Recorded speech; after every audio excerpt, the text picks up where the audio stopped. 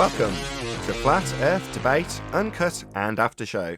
I'm your host Nathan Oakley, and if you are new to this channel, or you've not done so already, then be sure to subscribe, hit the bell notification icon and join button if you'd like to become a Nathan Oakley 1980 channel member and keep up to date with the Flat Earth Debate. If you would like to support the channel, there is a super chat that runs alongside each of these shows while they premiere, and there's also a PayPal, Patreon and crypto link in the info box below the video.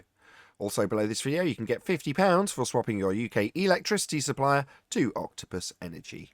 Speaking of Patreon, I'm going to do a quick shout out to all of you who do support me on Patreon. So a massive shout out, thanks and appreciation to Patrick Gunnels, Benter, Will Brex, Melby Styles, Troy Shuker, Bose Nail, Joseph Pizarro, Samson, Maris, Mobile Max 777, Neo the One, Lost Cat FE, Rob W, Open Minded, Reese Pound, Del West Watson, Mike, Muted, Dick Earth Skeptic, NA Literalist, Maria Neelands, Unbelievable Productions, Blue Ridge Ranger, Rob H, The Real Gabster, Windrider, Liam Nedrick Jr., Abraham Mohammed, Naibai, Adrian Quintana, Skeptic936, Life is Short, Fireball X, TheFlatEarthChannel.com, Texas Mike, Edwin Johnson, Kirsten Smith, and David Wayne Foster.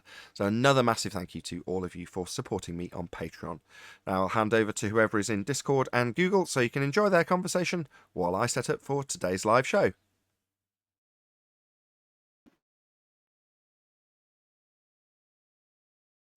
This one is 55 old. I'm 55. Actually 56 next week. Wait, what? What was all that noise? It's a very distant Neil somewhere in a very echoey room miles away from me. Okay, I got my headphones on now. I said, who said 55 is old? I'm 55. Oh, wait, I'm going to be 56 in a couple of weeks. Right. I just said I didn't know you were that old. I didn't think you were that old. I thought you were younger. That you old sound younger. again. Hey, according to Mike Tyson, he says, how old do we even know we are? We don't even know how old we are. When did they come up with time?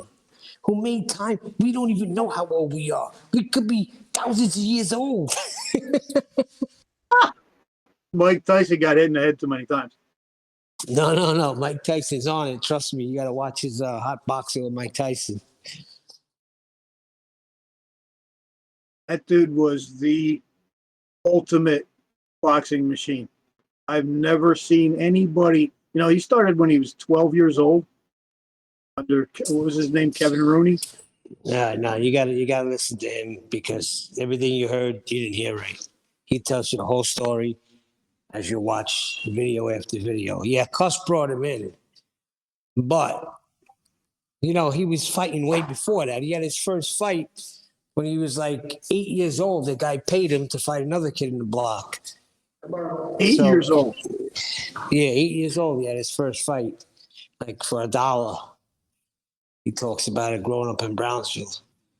But the whole thing, yeah, Tyson was a fighting machine. But, you know, Holyfield would have always beaten him, no matter when they fought. He just had that style that beat Mike Tyson's every time. You know what he was doing? And you know why Mike bit his ear? You know what he was doing to Mike? I watched the whole video. He claims he was headbutting him. And then when he got him He was face to face with headbutting the shit out of him. Holyfield He was said, you were headbutting headbutting him. me. No. He was headbutting Listen him. to me. Go get the hot boxer of Mike Tyson whole video with Evander Holyfield when they're face to face, and Mike doesn't say that shit. Mike turns around. Evander said to him, "No, you were headbutting me, so I just headbutt you back." And Mike said, "Yeah, you're right, Evander. You're right." What? Really? Yeah. Mike Tyson I'm gonna have to see this because I saw those fights just a little short time Mike ago. Tyson was the best at coming up with a headbutt, coming with a hook, and coming back with the elbow. He just got a dose of his own medicine. You know, when Holyfield came in, Holyfield went to work on him. That's boxing, buddy.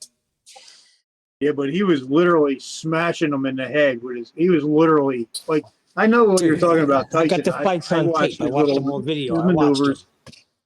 He likes to come up and headbutt you in the chin and, you know, fall through with the elbow. I know.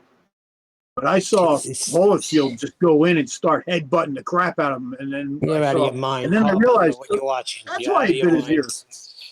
Watched the fights a million times. I'm a student of it. They were both working with their heads. He just didn't like it because Evander gave it to him back, and Evander was hitting him back. He came in, he caught Evander Holyfield with a body shot, straight uppercut that knocked everybody out. And Evander just stepped back and came in, and that's when Mike knew he was in trouble. He even says it. I got to see that. Do you have a link to that or something, or you could throw in there? You got to I'd go like on to watch that. YouTube. It's called Hot Boxer with Mike Tyson. It'll come up and you subscribe and you watch. These are old. He's got like, I'd say close to 1,000 episodes. He's got everybody on there. Bill Burr, Jimmy Kimmel, everybody. really? Oh, wait a minute. Tyson Is Fury. Mike Tyson? Is he actually quite established as an interviewer then? I'm a little bit lost for Unbelievable. words. Is he actually quite good at holding people's attention, asking good questions, that sort of stuff? Nathan, that's why I told you got to watch it. He's unfreaking believable. You wouldn't think so? And he gets in deep. They walk away, they're like, yo, I didn't come here for like a Sigmund Freud experience. I thought we are just going to have an interview. He goes deep, Mike Tyson, I'm telling you. Oh, well, I'll check it out. I will. Hotboxing, I'll check it out. Yeah, I'm going to type that in right now. Good morning. Morning. How you doing, Habib? Is that your name?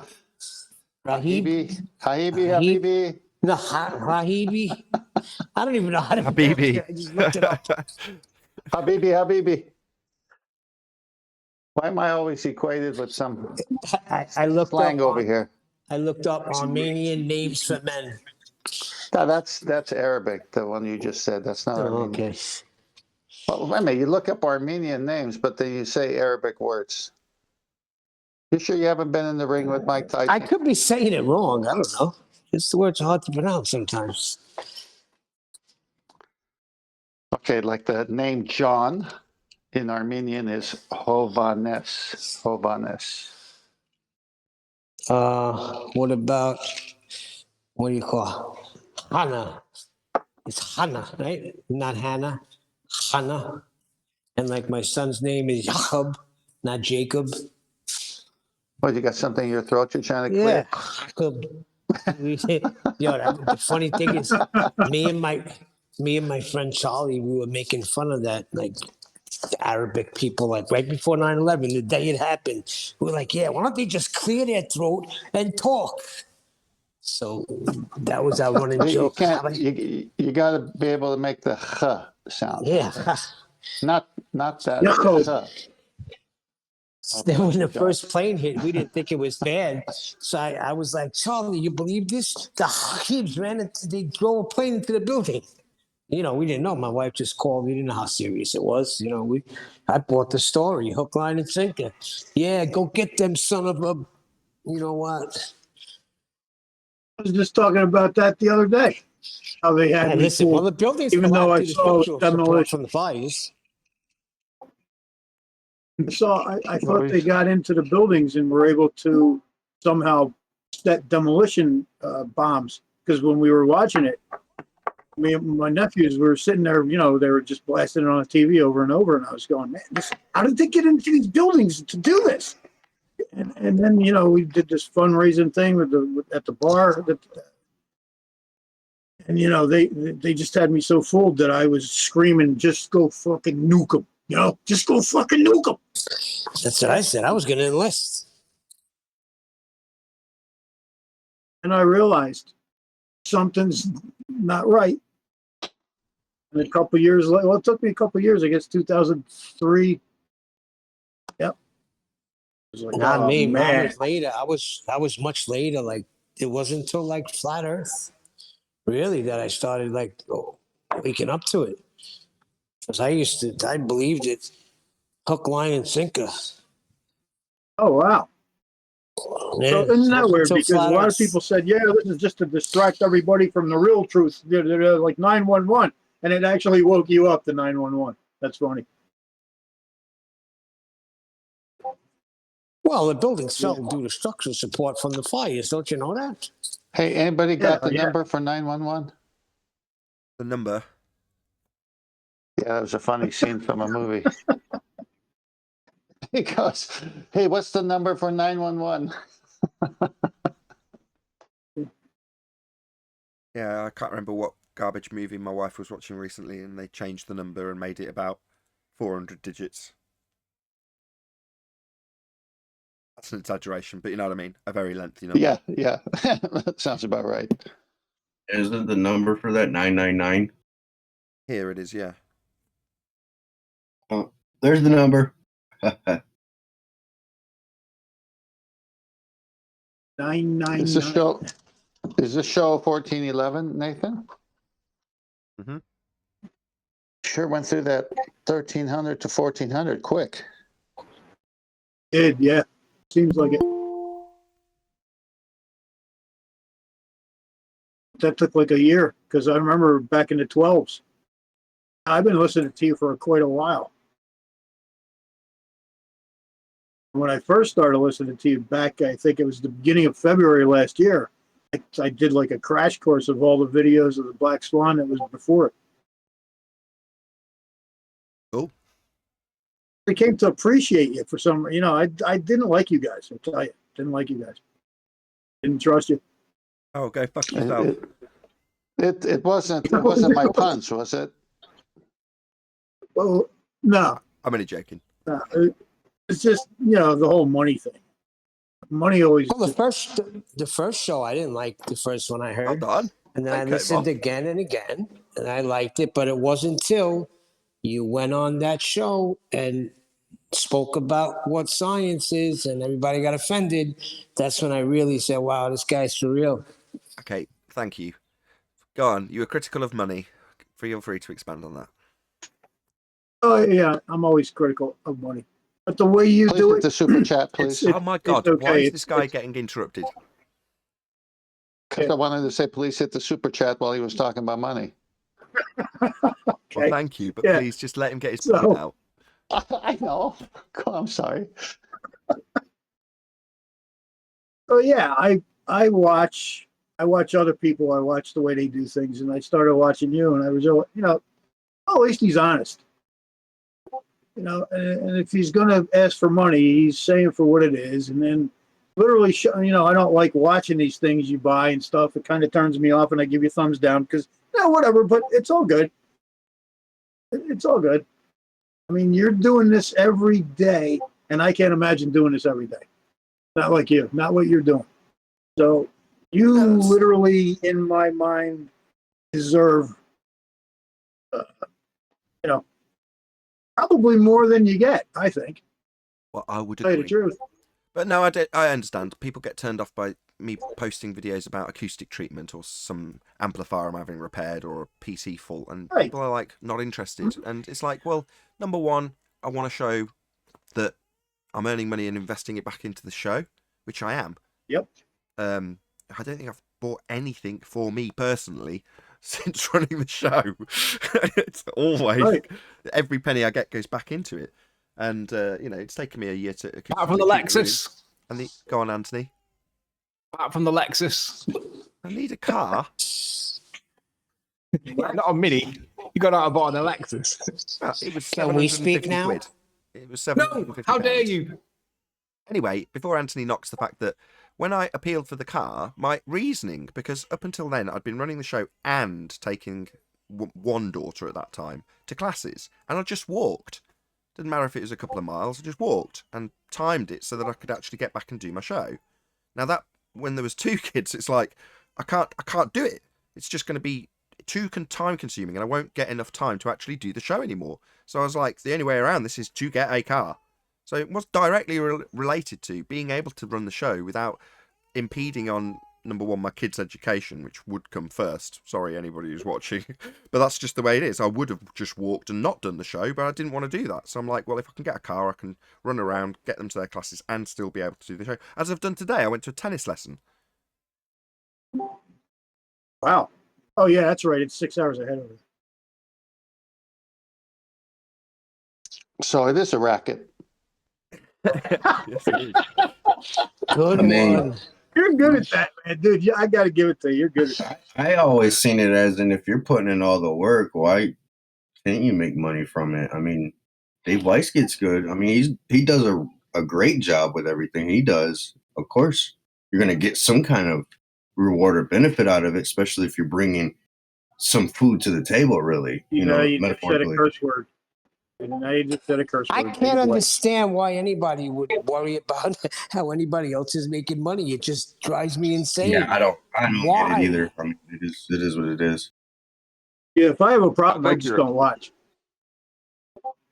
I think you're actually detailing a psyop because they made the truth seem worthless, and anybody who speaks truth and asks for money is obviously dishonest. It just seems like a psyop to me. Interesting way to put it. I'd never thought of it like that. Yeah, maybe that. Yeah, Yeah, I don't have Yeah, a it's the problem with bi- everybody. It's maybe the Nathan. bias. Maybe Nathan's just releasing information little by little. Guys, it's Well, more I simple said than it's a that. controlled release. It's more simple than that. It's envy. Whenever somebody complains about somebody having money, it's envy. Nah, I'm not complaining about him having money. I'm not even Yeah, but complaining what about happens- him in any way. what Not happens all the I time. used It's to. not envy all the time. There's certain people though that just take advantage of it. What I think happens you if have- somebody's being paid to push the bullshit lie that is the heliocentric model? I mean, there's one or two people out there that do get paid to push nonsense. Is that okay? Conspiracy Yeah, Cats there- being a good example. There'd be no Lots of criticism them of it. get paid. There'd be no criticism. So, for example, if you take our opponents who are anti-flat earthers out of this equation, because they're they were in a very small minority, although they're promoted as being bigger than they are. If you just take a normal Joe, I remember probably 6-7 years ago now, just as I'd got into this subject, seeing a video from a guy, and all he did was talk about the Earthrise picture for about 15 minutes, what it meant to him, and how it made him feel, and what they had to do to achieve it. And it had millions and millions of views. And there was not one iota of deception that I could detect in anything he said. But it undoubtedly made a fair old wedge from talking about what we now know is complete nonsense. Picture taken from a sky vacuum. From a light in the sky that you can't reach. And nobody knows is a rock in the sky and definitely isn't acquirable by travel through a vacuum. But I thought this guy's making good money. Now, will any of the commenters in that video be there going, how dare you make money from the truth? It's just not going to be the case. He's just reflecting on his thoughts on a picture he believes to be real, and that's it. And that paid handsomely. Now, obviously, there's a few people that say I'm here to just make money from the flat Earth truth, and you're like, no. Logically, if I'd studied the environment, I'd go, which one's going to make me more money? Keep well away from the debate, and just make videos about space in the rhetoric that's currently accepted. And that would be considerably more profitable. But you know, could you actually live yourself doing that? I mean, there's a few people you could ask that question right now. I'm not going to mention any names. Ranty, you know, could you actually live with yourself doing that? Well, I couldn't, but that's my character. Some people can, and some people are completely blissfully unaware, like the example I've given, and won't have the slightest clue why their just so story perpetuation is making a handsome profit for them. I know why it's making a handsome profit for them, but they don't. They just make a video and suddenly it does well. More power to them. But now I know that it's complete lies. Could I continue to make videos about it like I didn't know just because there's profit to be made? I couldn't live with myself.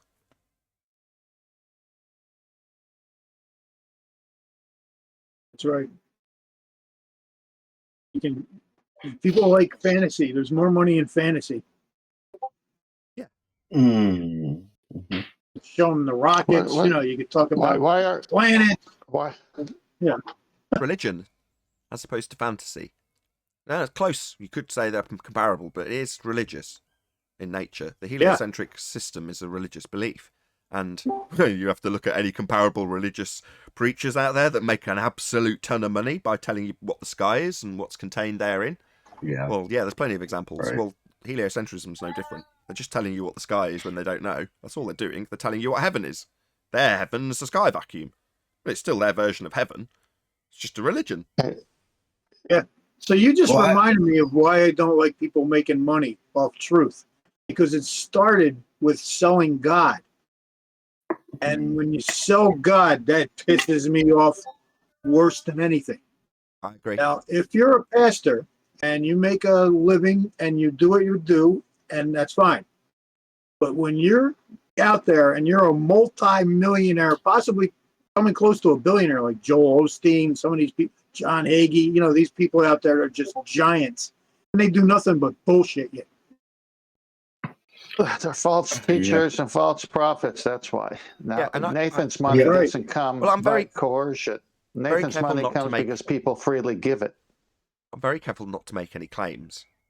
So, as a good example, the argument for the sky vacuum is a debunking of the claim in the positive instance from them that there's a sky vacuum.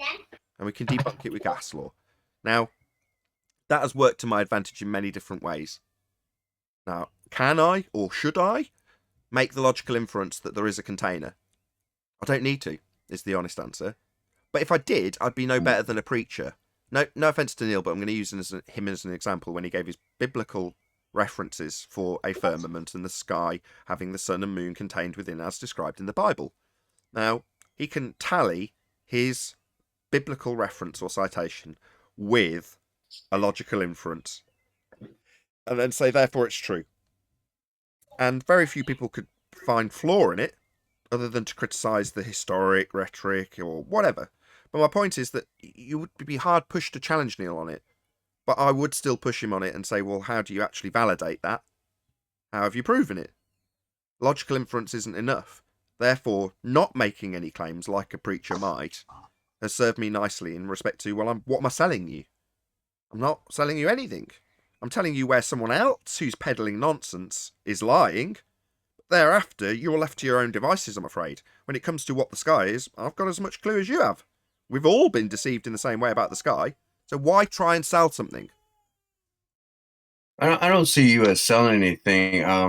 I see it like when you're Rumpus brings the best out in you, even though you might think it's the baddest, but that's when you're more sharp. He keeps you on your toes.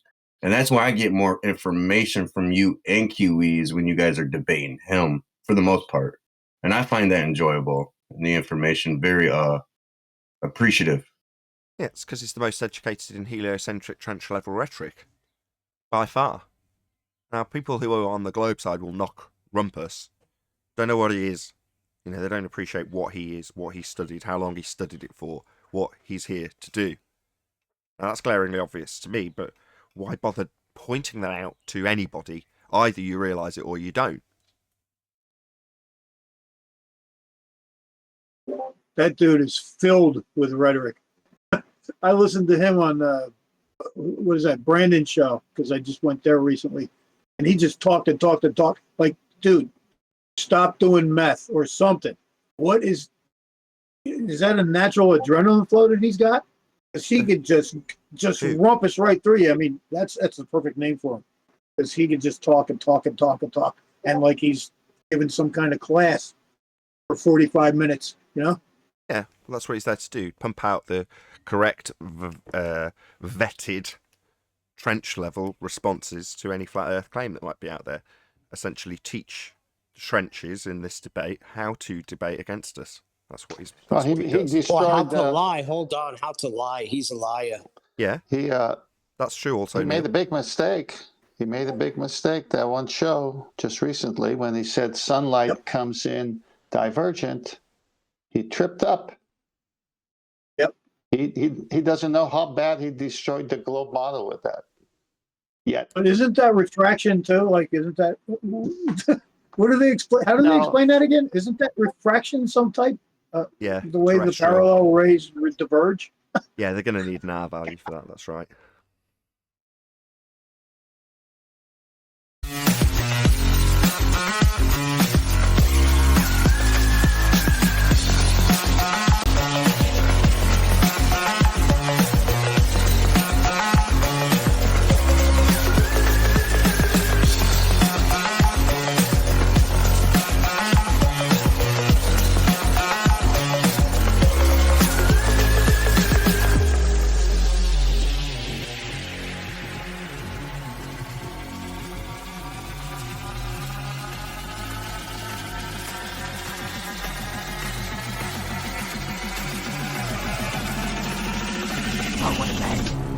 Welcome to Flat Earth Debate Live.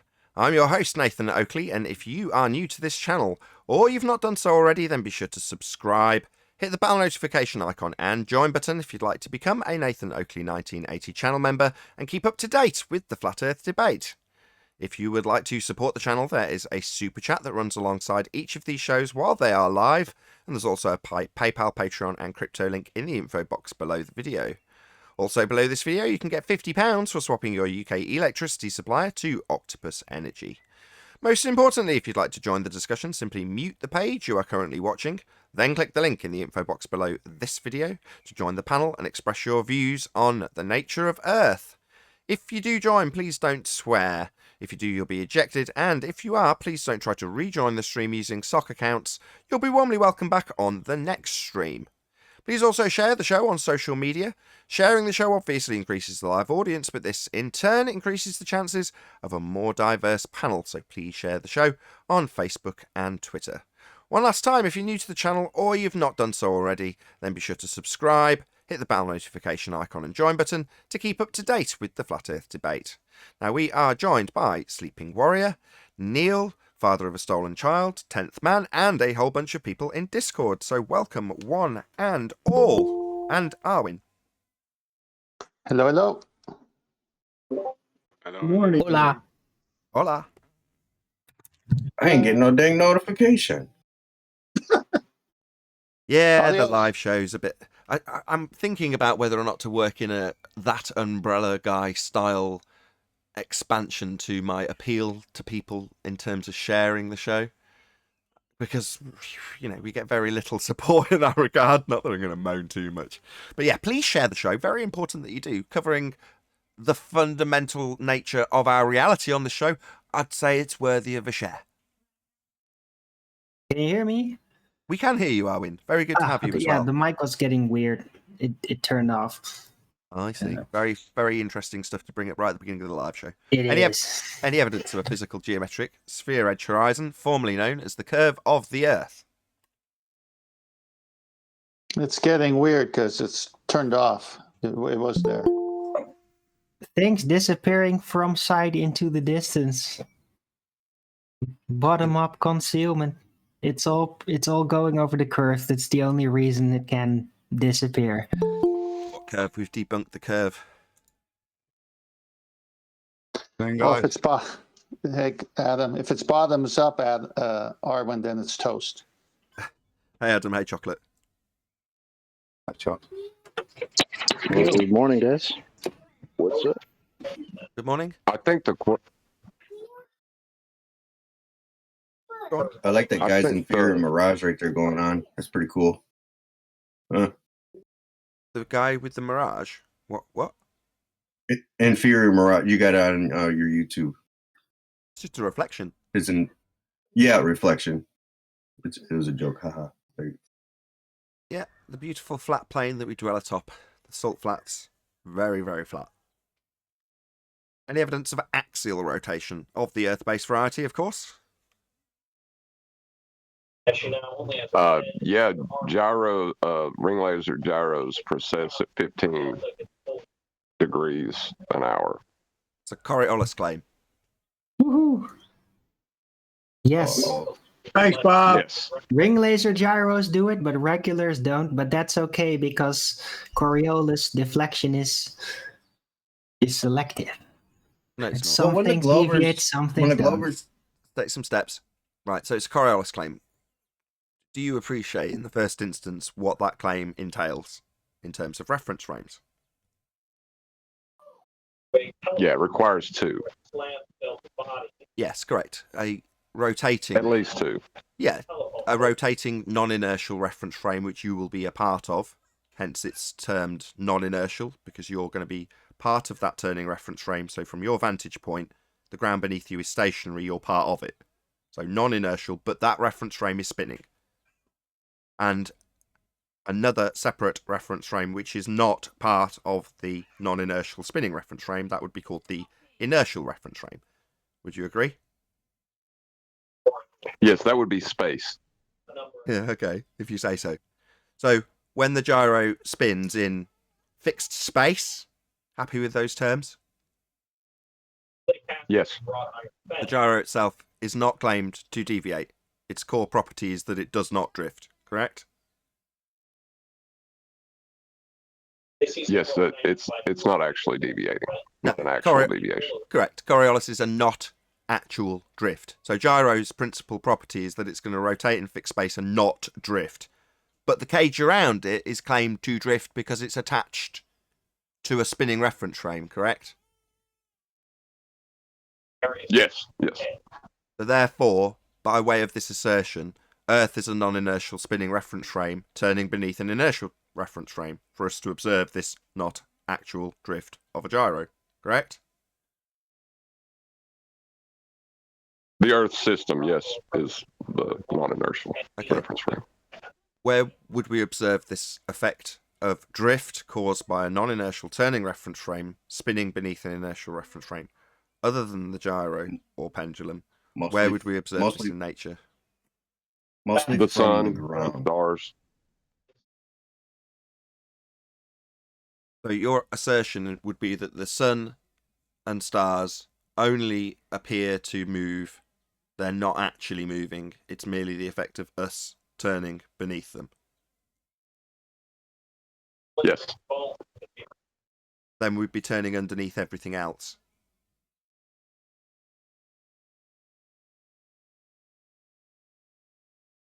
What else do But we not observe really, in because nature? everything moves Straw together. man, straw man. Hold on. The claim is Coriolis before someone jumps in with everything's turning together. That's not the claim. Coriolis is a non-inertial turning reference frame turning beneath an inertial reference frame. That's the claim.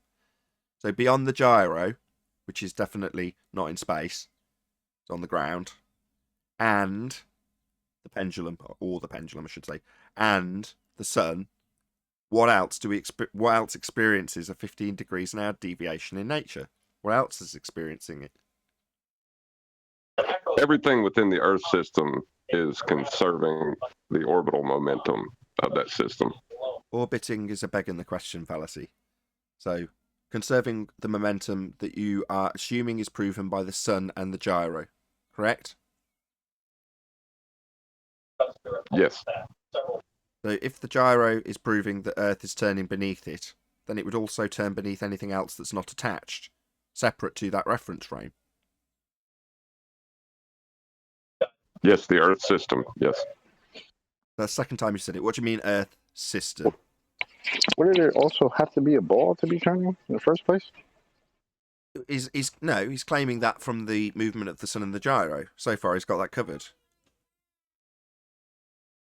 But yeah, the Earth system, it's everything within the gravitational field of the Earth.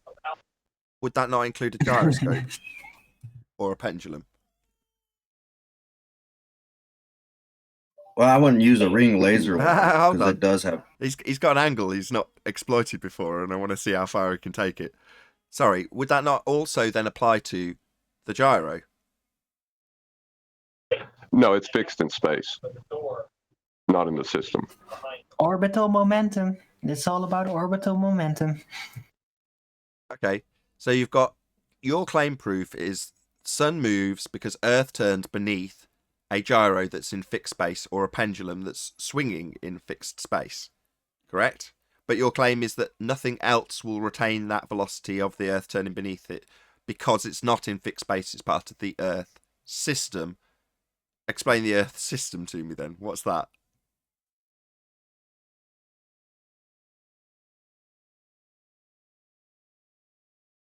Sticky gas. He's getting there. You're all keen. It's the preponderance of matter surrounding the bending of space-time No, I don't think so. I think position he's- of the center of the Earth. He knows where his head gets cut off. It's his argument, so he's trying to think of some padding to put in between this and an assertion of radiance. But we'll see what his padding is. Go ahead, John. Maybe he's caught with screaming kids at this particular moment in time. So far, we've got... It Go on. is. Oh, sorry. Go ahead. No, I'm waiting for you. So my response so far is that you've got a claim that Earth turns beneath as a non-inertial spinning reference frame beneath a gyro or pendulum.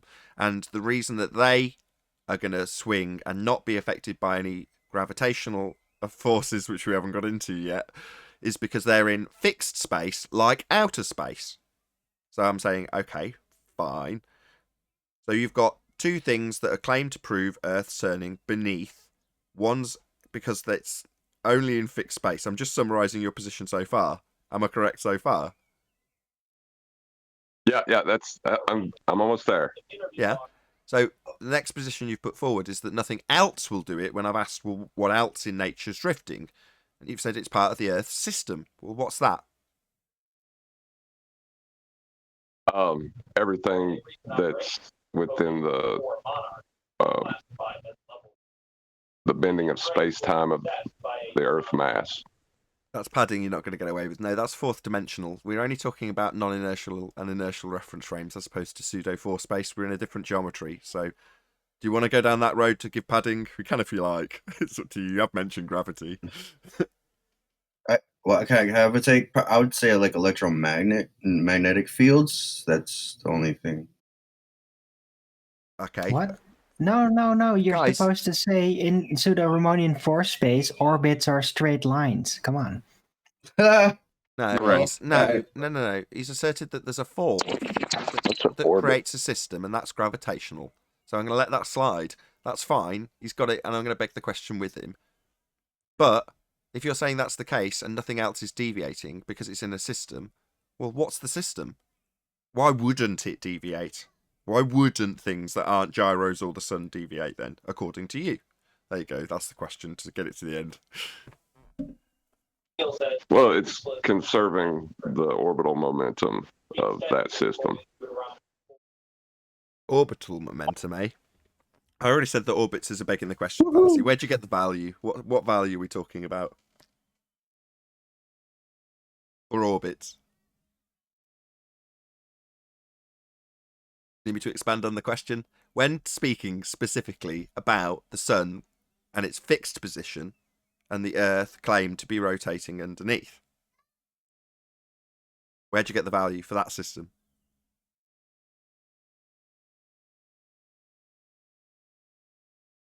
Well, we can calculate it with radians.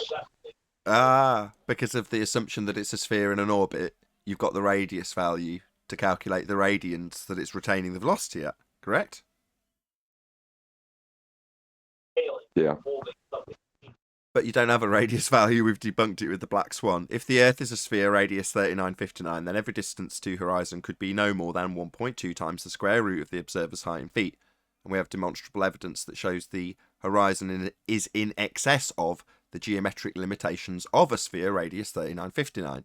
Therefore, your radian value for the retention of angular velocity to explain why you don't have deviation in anything other than a pendulum, gyro, or your claim that the sun is fixed, not moving with relation to a spinning Earth. Yeah, but you don't need radians because in pseudo-Riemannian force space, it's a straight line. Pseudo-Riemannian force space is confined by the assumptions of R, distances to suns based on R. That whole methodology is based in R. You need to know the size of everything and the scale of everything to make any of the calculations. Well, the scales have come from R, so you definitely need it. Yeah, but if R is universal, then you technically, mathematically don't need to calculate it. It's just that it's universal. When R is universal mathematically, then you don't need to. Yeah, that's you correct. can fill in any value. It's always going to he work. Never shuts up. It's He'll all make his straight point, lines. then waffle through me trying to reply. Does it every time. Yes, I heard your point. So, yes, that's true mathematically. You can have R held as a constant. And even if your opponent like us points out that that's just begging the question, they say, yeah, but R's a constant in the maths. We already know. But what does R represent? Well, what is it? It's the radius. Well, radius of what? Well, a claim that we're on a sphere. Well, that would have physical geometric limitations, as claimed in their maths. And we've debunked it. So while you might be able to hold R as a constant, and you all did, didn't you, fundies, back in the day? Of course we can beg the question of R. Just telling us that we're assuming it isn't good enough. We already know it's held as a constant in our maths, right? No, it also represents the geometry of Earth and its limitations that we've debunked. So no, holding it constant isn't acceptable, I'm afraid, Arwin. You're just not going to get away with begging the question because you say you already know. I'm sorry, but I totally disagree. Isn't it funny how they call it a constant, but yet they put it in an equation and try to change it, and then talk about light. Yeah, but we do have Like what? R. It's the equator line. The total length of the equator line is the radius. Equator Right. line. What's the equator? What is the equator? That's figured out through the orientation of the celestial bodies. So sod all to do with the outside edge of a sphere, then? No, because it does actually line up. Oh, right. The length of the line is the radius. It's very obvious. So you're saying the movement of the sun through the seasons and the midpoint that it represents, then determined to be a non-fixed location on the ground called the equator with no demarcation points whatsoever, that average matches your assumption of an average of an outside edge of a sphere. This is meaningless. Yes! Finally, you're getting it. I love it when you point out that that was such a rumpus move. Beautifully executed, Arwin. You're welcome. We had a rumpus move last night, Darwin, didn't we, with him? His new one, Nathan, he came in Brandon's last night and was with his R value. You know how you always warn of him putting his disclaimer in first thing and then carries on. So his new one is to do with the horizon, it being the horizon, it being geographical, but within 5% of the actual value. We pointed out last night, our Lumpus, he did run off and wouldn't do the maths. Gleam did it for us. But if we take the black swan image, that's at, say, roughly 10 miles. And the geometric horizon on their ball should be at 1.225 miles. It actually means it's not within 5%. According to the Black Swan, it's within 796%. So, hey, I agree. Tenth knows how much he gets an earful when he does this, right? So I'll spare you because it's the first time you've done it, Adam. But tisk, tisk, tisk. So you started off by saying it's within 5% of what? Yeah. No, that was the point. That was the point. His first disclaimer, he gets the dirty bit out first, the bit that where all the disagreement is, and then moves on. But that's what he's to claim. It is real, but it's not real. The real one is where we see is within 5% of the one that we see. Yes. But why did the radius Hold start with on, a guys. Hello. It's the bit I wanted you to repeat. Yeah. So it's within 5% of what?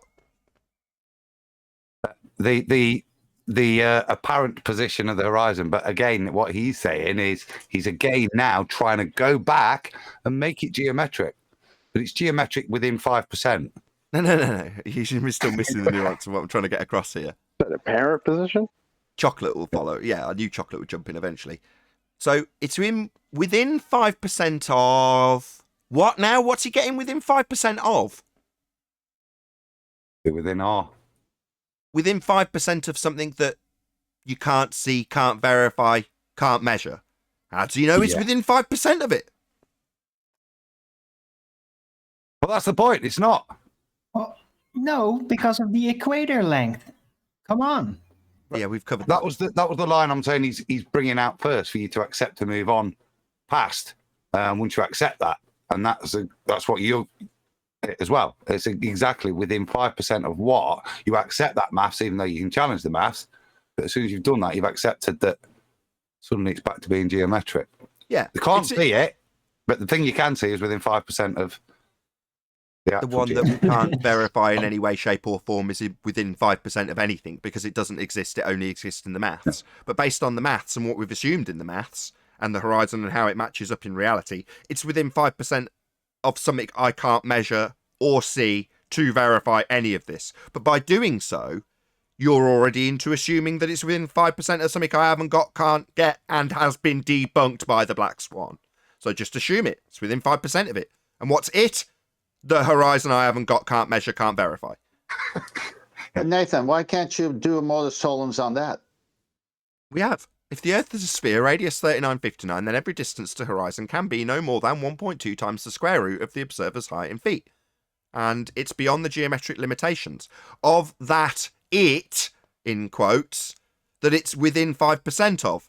It is that geometric limitation that we've debunked. So they don't have it for it to be 5% of something you can't see, can't measure, doesn't exist. No, I meant the modus tollens for Rumpus is 5%. You can do a modus tollens. I could. Because you're begging the question with the modus tollens in the proper way. Why can't you do it with the 5% in the proper way? Because then we're into begging the question within the modus tollens. Well, you've already demolished the need for R within modus tollens. And then you say, well, if once you've demolished R, you then reintroduce R as a begging the question fallacy and then point out that without R, you can't assume R to get within 5% of R. Therefore, we've debunked your claim of a refracted geometric horizon. It's an oxymoron in the modus tollens if you do that, because you haven't got R to begin with to beg the question of it within the logical consistency. That's what I was saying. Why bring back R? Yeah, that's where you're saying you can't use the R that you don't have. This is your fault, Adam. So 10th used to argue this like a stuck record. Damn it, now Adam. he's back into it. Well, once we've debunked R, they say that based on an assumption of the R you've just debunked, you get within 5% of the R that you've just debunked. Well, let's debunk that. I don't need to.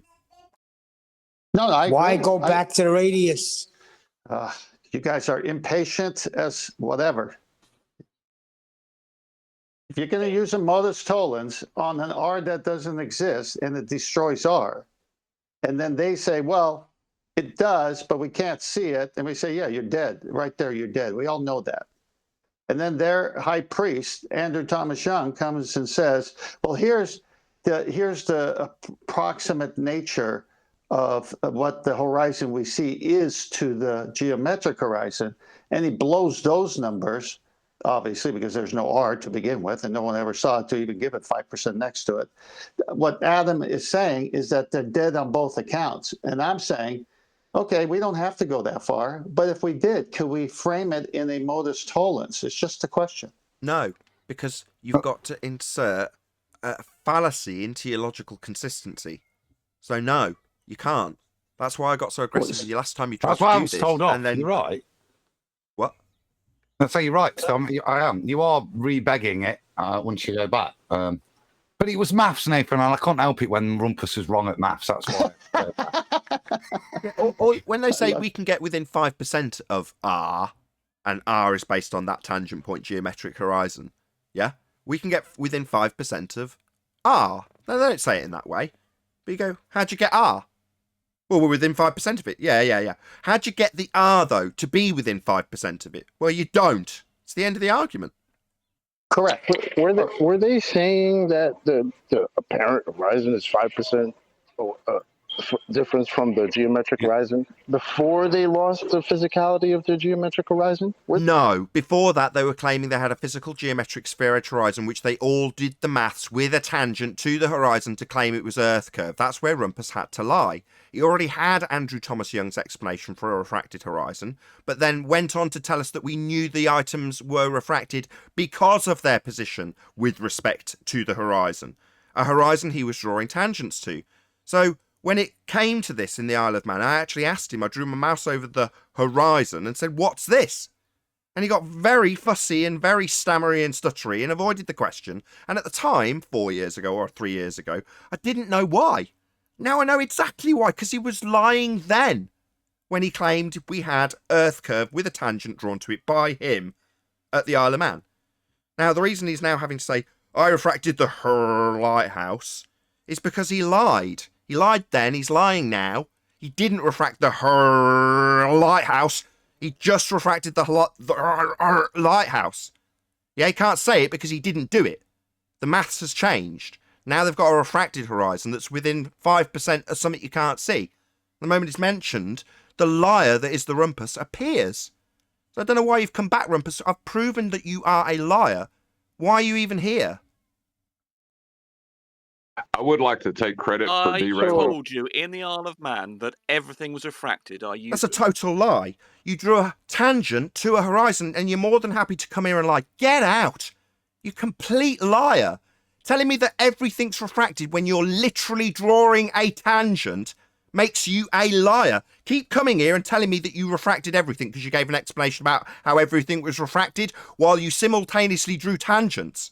Making you a liar. Keep coming here and punting it. I'll just keep kicking you out, you damn right liar. I would like to take credit for derailing the housekeeping questions, and I'm going to claim victory on conservation of orbital velocity because of that. What? You think you're going to jump in Orbital off the back of momentum. that and claim victory where you had a radian value you told us to debunk it with? They can't acquire it without a radius value, and if Earth's sphere radius 3959, every distance to horizon would be no more than 1.2 times the square root of the observer's height in feet. That would be what gave you your radius value to assert your radians in your orbital assumption. You haven't got it, we debunked it already. Why would you jump in and take victory here? No, the equator line and- is the circumference. Come on. And not. what's orbit? Begging the question fallacy. No, it's not, Arwin. It's an average of the sun's movement. Right. Is And there, the is there Earth an is in the actual middle line, of it, Arwin? and the Earth is underneath it, spinning 24 hours, and that's how we know that's the radius. Does it draw a line then that you can measure? Now we can use, what is it, triangulation or whatever, some tool, some measuring tool to basically extract the data required in order Yeah, to it's an establish extrapolation. the equator line, which is the circumference. Yeah, when you assume that that midpoint between the sun during the seasons, averaged, is the outside edge of a sphere, you have to make the assumption that it's a line that doesn't exist on the ground at the outside edge of a sphere. But that isn't what it is. It's the average of those celestial bodies' movements. So it isn't. You just make that assumption when you make that statement, Arwin. Yeah, but it works out. Just working So out if doesn't it mean your works out, assumption's then correct. why can't you presuppose if it all works out? So you're Why saying can't I just beg the the math question? works out in the math. All right, thanks, sorry. Sure. I You're was just welcome. doing virtual with my stepson, and his teacher says Mercury goes 117 miles an hour around the sun. And I told her, did you know they don't do natural science in astrophysicists? And she looked at me like I was crazy.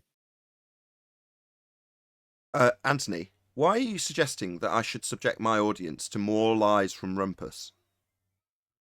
I think a man that's been accused of lying is deserved. He deserves a chance to defend himself. Let's hear more lies. He has defended himself. His defence is to say that he refracted everything because he gave a presentation on refracting everything, while simultaneously deviating from a straight line when doing the geometry, Anthony? Did he refract the tangent point? No. So he's lying, and his defence is I refracted everything. The same lie is his defence. I refracted everything. What about that tangent you drew? No, you didn't Yeah, do you refract remember when everything. He's a liar. Proven. Do you remember when he had his rays, all his individual rays? They were all curving over the horizon, weren't they? None of them were curving over a refracted horizon. They were all refracting over curving over the actual geometric horizon. That was what he showed in his presentation that was never quite finished 3 years ago. He specifically told us that you knew they were refracted because of their position with respect to the horizon, which he was drawing tangents to. That's what Earth curve was claimed to be. Now he's saying I refracted everything. That is a lie. If he refracted everything, he wouldn't have drawn a straight line to the horizon. So he is a liar. No two ways about this. I know, but I think we should still hear him like grovel and try and weasel his way out of it. He's cornered. Don't ruin it. Just let him on. We Why? need it. We need a Why? ruckus. He's had 3 opportunities. I've had several people in my comment section saying, yeah, we'll give him another opportunity to come back. He's come back. I've taken him off mute. I've had 2-3 videos pointing out his lie. He's come back 2 or 3 occasions, and every time he says, I refracted everything. That is a lie. He's defended it 3 times with the same lie. You want me to have him back again to say, no, I did refract everything? For me to say, well, you drew a straight line to a horizon in your geometry, so you didn't refract that straight line. That's a lie. How many more times have I got to say it? He is a liar.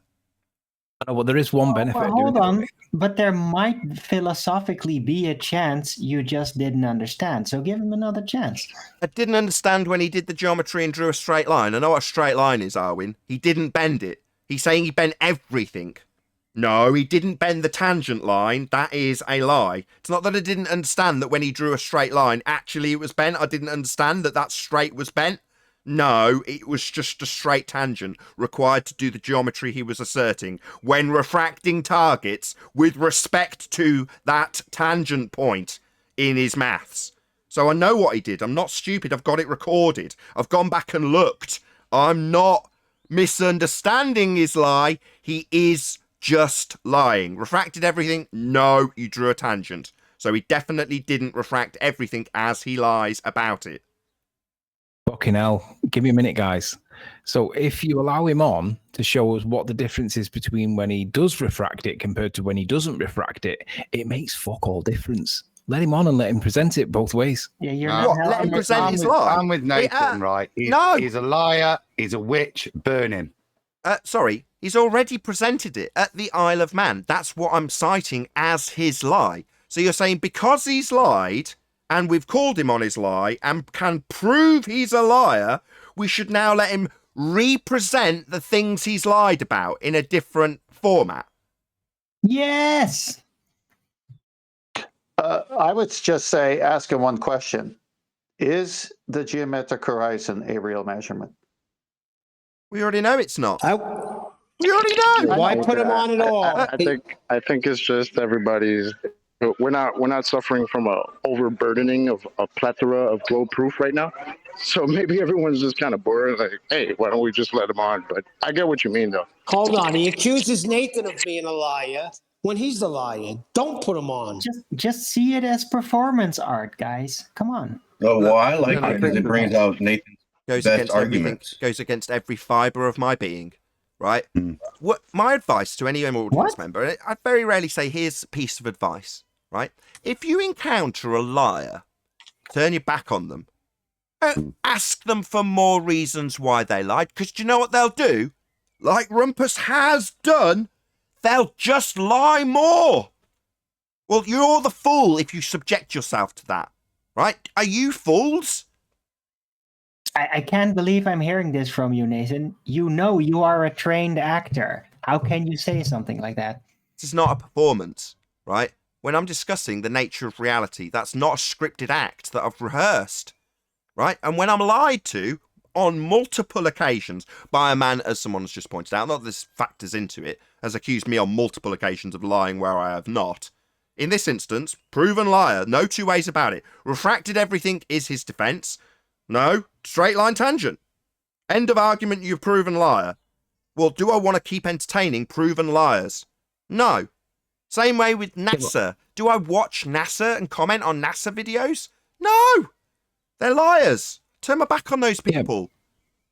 I know, but Nathan, if you burn the man at the stake, then you're going to risk flat earthers getting the reputation of where we just kill people because they lie. And we don't want that reputation. We want to expose these people, surely. I have exposed him. Feel free to go and watch my video where he lies to me.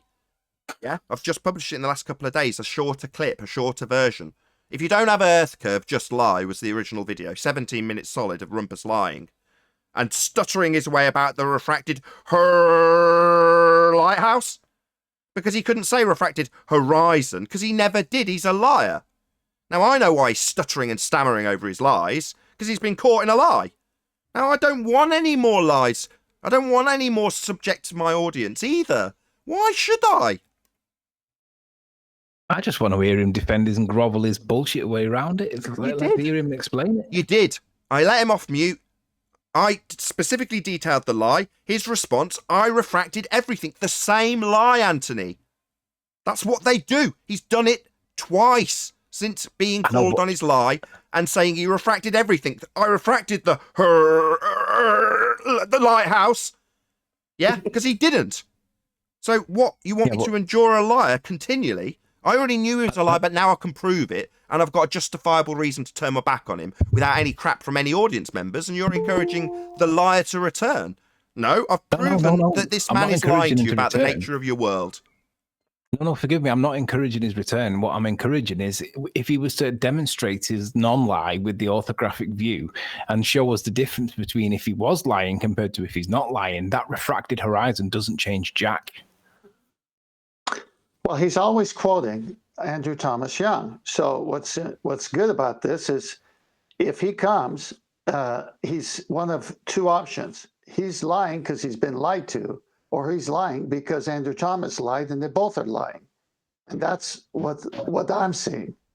I already know the answer to that. He had Andrew Thomas Young's diagram whilst he told us that it's refracted because of its position with the lighthouse. He already had Andrew Thomas Young's diagram. He already knew that the refraction with respect to the horizon was a lie when he told it 3 years ago.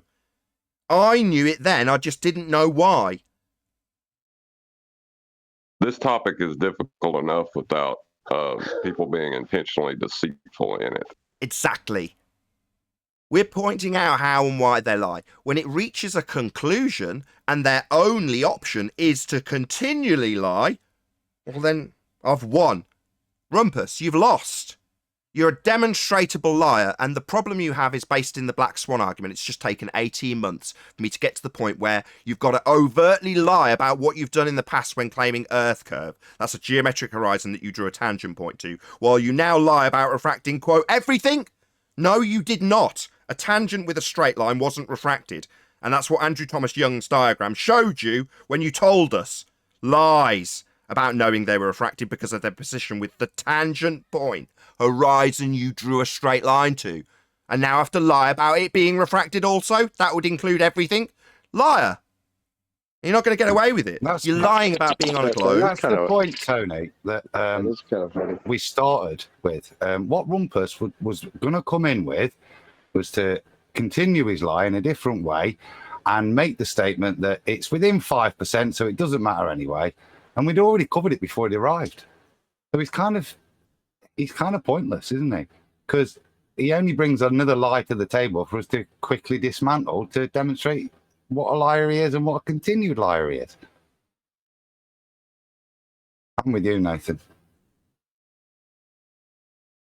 Yeah, this is difficult enough for most people without introducing deception further into it. It doesn't make sense. And that's on me. I run the show. So I do have a say in it. And if I say, well, I know he's a proven liar, I've proven it and published videos where he has to stammer over his lie about refracting a horizon back at the Isle of Man he was claiming to prove as Earth curve. Well, no, he was lying then. I know I've seen Andrew Thomas Young's diagram flash by on his screen while he's searching for whatever lie he needs to dig out in that instance to refract the targets, to move them, to make them work at whatever refraction rate he's fudging. He was lying then, he's lying now. Well, we're in a world riddled with deception, and Rumpus is at the tip of that spear for the globe Earth. A proven liars at the tip of your spear, globe defenders. Now, following in suit, or in tow, are all the other lying bastards like Rumpus and Katz, who've also done the same thing with their geometry, and are now trying to get away from it by burning flat Earth strawmen with angular size representations that don't exist in their maths. Well, they have also done the same thing Rumpus has. When are they going to be held accountable? I want them next, not Rumpus. I've chopped off the tip of the spear, that's Rumpus the lying bastard, telling us he's refracted everything when he drew tangents back at the Isle of Man. That was what he was claiming to prove, the bloody Earth curve at the end of the straight line that he didn't refract, and he's now lying about. Now I want the other heads. All the other dicks that came here. Gem Panda, I want his head. Yeah, you drew a tangent, dick brain. Now you're going to pay for it. Yeah, we dealt with you for 3 years lying to us. Now you didn't appreciate like Rumpus did with his Andrew Thomas Young diagram to hand when he lied about refracted targets. Maybe you were just complicit in a lie you didn't realise. Well, now we've told you how your lie is relevant with the Black Swan and you've all hand-waved it for 18 months. Now I've chopped off the head of Rumpus with his lies as a direct consequence. Now, as a beautiful little bonus, Katz has thrown perspective right back into the mix just in time for us to point out how you don't have it, as we start chopping off your heads for the tangents you drew and claimed were Earth curve, proven at the horizon you don't have anymore. Well, I want all your heads. I want Rumpus's head 5 times. That's already stuck on a spike. They had to throw perspective back in the mix after telling us for how long that shit we made up. Good job, guys. they take their measurements from a flat plane and then they use trigonometry to get some kind of angular size and then put it back in side view again to try to say that that's not true. It doesn't make any sense. Like, they don't understand scaling, I think. They've already got maths for their assertion of a sphere. Converting things to then use it in the maths is like, well, you've already got the maths, why would you need to make conversions? Same goes for Google Earth. Why are they having to take heights from Google Earth and then create a diagram or a depiction that doesn't in any way conform, comport, or match what is represented there and then in that model of elevation profiles with no drop? Why would you need to do anything? It would just be there. Now, for any newbies, this is going to be a bit of a shock because we're reaching the end of the argument. Thanks to the Black Swan, we met and exceeded it back in 2021. It's already game over. So it might be a bit of a shock when you see someone like Rumpus come along. Now, will Cats and Co. have the same sort of courage that Rumpus does? No, of course not.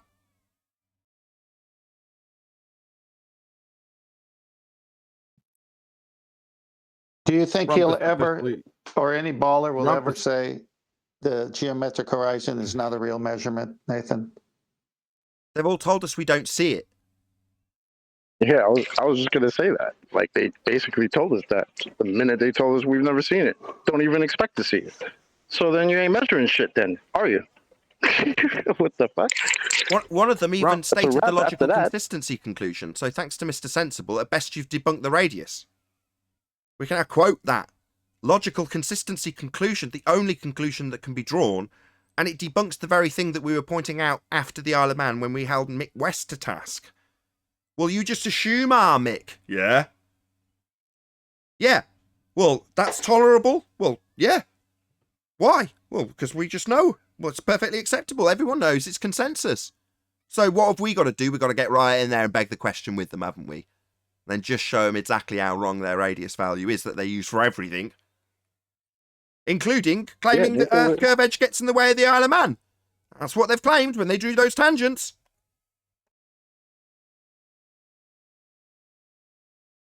The So trouble I've what's wrong noted with you, man? Why don't you just accept the R that's based on the standard model? Why don't you just accept that? It doesn't exist.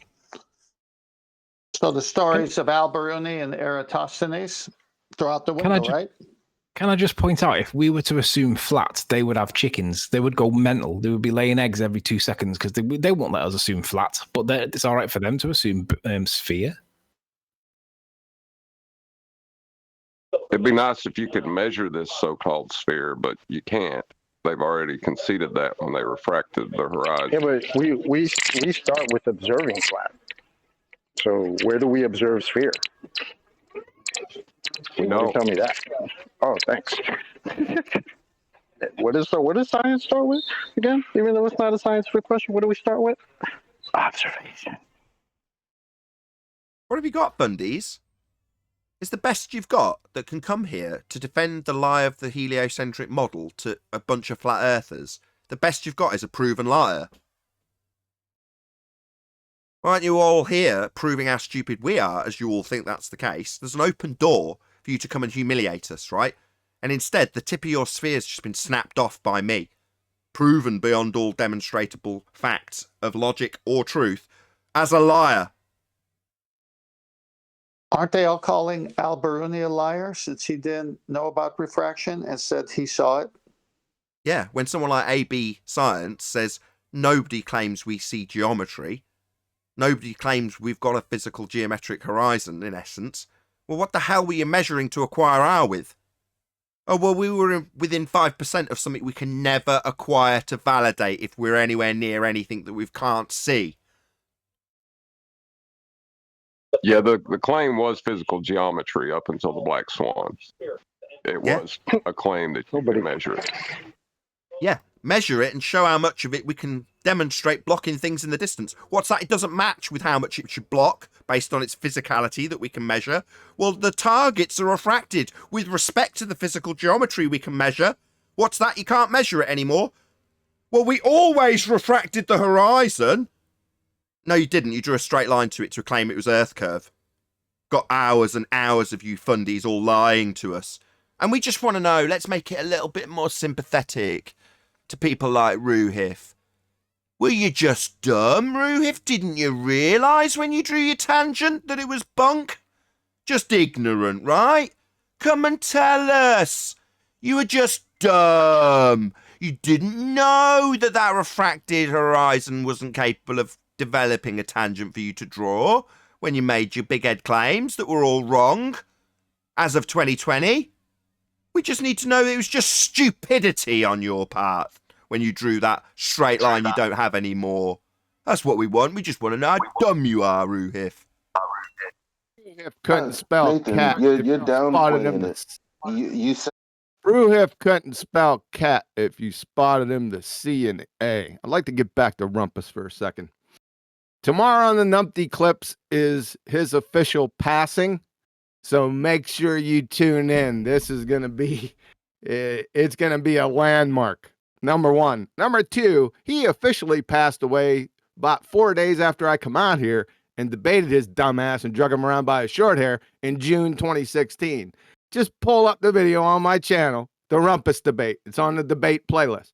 Number three, this little 5% bullshit started with an apparent horizon and the geometric horizon, two horizons. Well, the geometric horizon is apparent.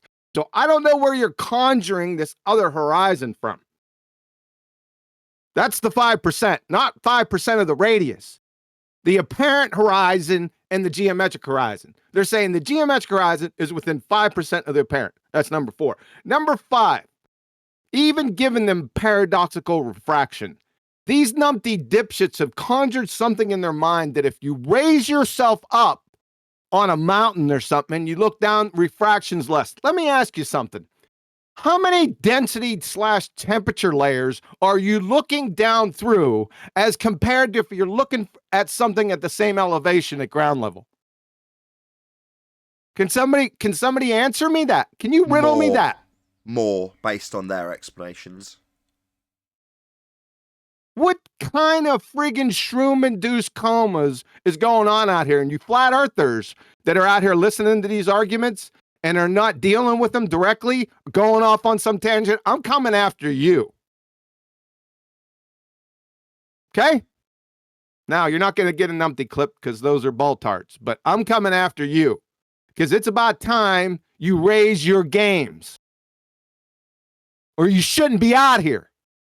Got it? Thanks.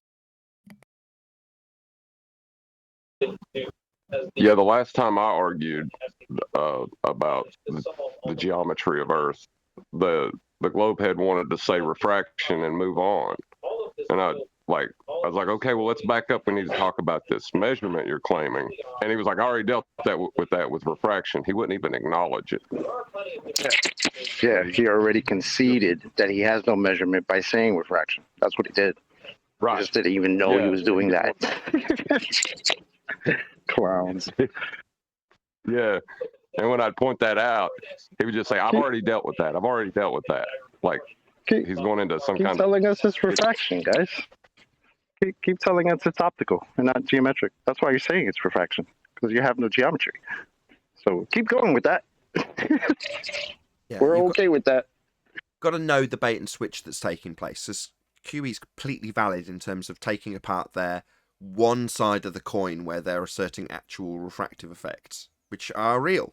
But their claim, which they're later going to bait and switch for 7/6 or any variant of an R value that they haven't got anymore, they're going to describe an atmospheric effect. And they'll describe it as such so that they can get away with using the R in their sphere-shaped air. But they'll ultimately assert something nonsensical where typically they'd be fairly educated and even be able to back up their claims of what happens in the area we see with our eyes, let's just say, versus their bait and switch for a 7/6 R value in a geometric maths that's been debunked because it doesn't have a geometric R value to acquire anymore. Could I cover that one on the Black Pulse one? I think I've seen where the bait and switch is occurring on this one. When we take the straw mans that they want us to swallow, and we take the flat plane orthographic view, we do the representation and lay it all out as so. I then did it on a ball based on the geometry of their R. What they're doing is bait and switching early on. So instead of taking the geometric numbers and placing them on the geometry, they take the metabunk data from the observer and calculate the hidden. So with respect to, say, the furthest mountain, if you just take it on the geometry places the base of the mountain 600 meters lower than the feet of the observer. If you take the numbers which Ruhif does, which is to take the observer hidden, then suddenly that mountain is only placed on their geometry 400 meters lower. So they're scared of their own R is too big for them to mitigate for. So what they're doing early on is bait and switching their geometry for the optical straight away. And that's what they then render in their maths for angular size reduction at distance. I see. So they do the calculation And it's with like the a flat earth magic straw man word. that they're about They to do it with- burn, and then after they've burnt it, they compare what they're left with when doing the calculations to what they get as a drop value. So they're just making the comparison and saying, look, it is the same as this value in the maths. Well, the orthographic view is laid out as an orthographic. The view is in there, but what they're doing is laying it out as if it's the way the observer views it. So you can look down over I it. see. So instead of taking a picture, turning it side on and putting it through the maths, they're doing it the other way around. Yeah. They're taking what you've got in the orthographic view and saying that's how it's represented in the picture. In other words, removing perspective from what you've looked at in the picture because they're representing it with the height values they take from what you just described as a flat elevation profile. That would be Google Earth. So they're doing it the other way around. Very useful, Adam. Well spotted. Yeah, it's a bit naughty. But the net effect is there's still 200 meters there. They raise the mountain 200 meters, so it's curvature. They don't then have to accommodate for in their angular size because they've already brought it up, giving it an extra 200 meters of height before they then shrink it at distance. But if they shrank it at distance at the right height, it would render too low for them. So that's why they've done the bait and switch early. Right. So they're taking, and it seems justifiable as well. Initially, they're doing it as a flat representation to burn later. But yeah, read between the lines. So when they get their height values in orthographic view, where do they get them from? Oh, well, they get them from a flat representation.